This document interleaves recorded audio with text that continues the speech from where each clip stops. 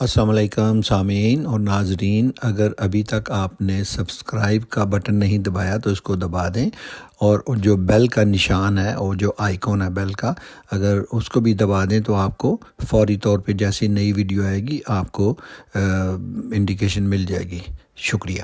بسم اللہ الرحمن الرحیم۔ سورہ الحدید آیات 20 سے 29۔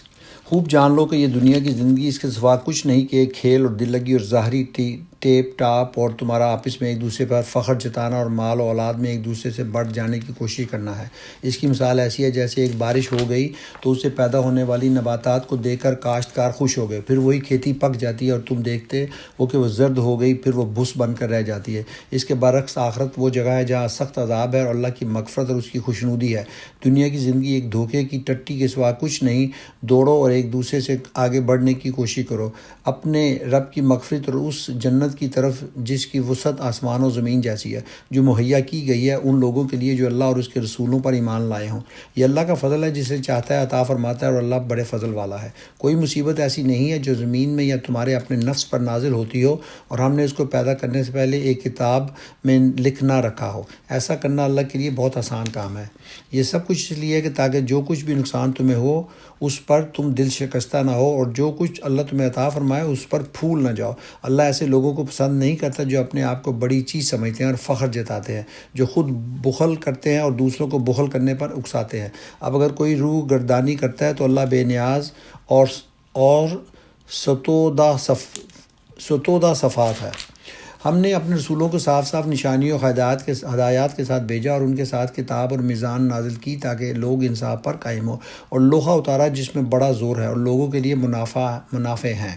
یہ اس لیے کیا گیا ہے کہ اللہ کو معلوم ہو جائے کہ کون اس کو دیکھے بغیر اس کی اور اس کے رسولوں کی مدد کرتا ہے۔ یقیناً اللہ بڑی قوت والا اور زبردست ہے۔ ہم نے نوح اور ابراہیم کو بھیجا اور ان دونوں کی نسل میں نبوت اور کتاب رکھ دی، پھر ان کی اولاد میں سے کسی نے ہدایت اختیار کی اور بہت سے فاسق ہو گئے۔ ان کے بعد ہم نے پے در پے اپنے رسول بھیجے اور ان سب کے بعد عیسیٰ ابن مریم کو مبعوث کیا اور اس کو انجیل عطا کی، اور جن لوگوں نے اس کی پیروی اختیار کی ان کے دلوں میں ہم نے ترس اور رحم ڈال دیا، اور رہبانیت انہوں نے خود ایجاد کر لی۔ ہم نے اسے ان پر فرض نہیں کیا تھا، مگر اللہ کی خوشنودی کی طلب میں انہوں نے آپ ہی یہ بدعت نکالی اور پھر اس کی پابندی کرنے کا جو حق تھا اسے ادا نہ کیا۔ ان میں سے جو لوگ ایمان لائے ہوئے تھے ان کا اجر ہم نے ان کو عطا کیا، مگر ان میں سے اکثر لوگ فاسق تھے۔ اے لوگوں جو ایمان لائے ہو، اللہ سے ڈرو اور اس کے رسول پر ایمان لاؤ۔ اللہ تمہیں اپنی رحمت کا دوہرا حصہ عطا فرمائے گا اور تمہیں وہ نور بخشے گا جس کی روشنی میں تم چلو گے، اور تمہارے قصور معاف کر دے گا۔ اللہ بڑا معاف کرنے والا اور مہربان ہے۔ تم کو یہ روش اختیار کرنی چاہیے تاکہ اہل کتاب کو معلوم ہو جائے کہ اللہ کے فضل پر ان کا کوئی اجارہ نہیں ہے، اور یہ کہ اللہ کا فضل اس کے اپنے ہی ہاتھ میں ہے، جسے چاہتا ہے عطا فرماتا ہے، وہ بڑے فضل والا ہے۔ یہ تھی سورہ الحدید کی آیات 20 سے 29، اور اس کے ساتھ ہی سورہ الحدید اختتام کو پہنچی۔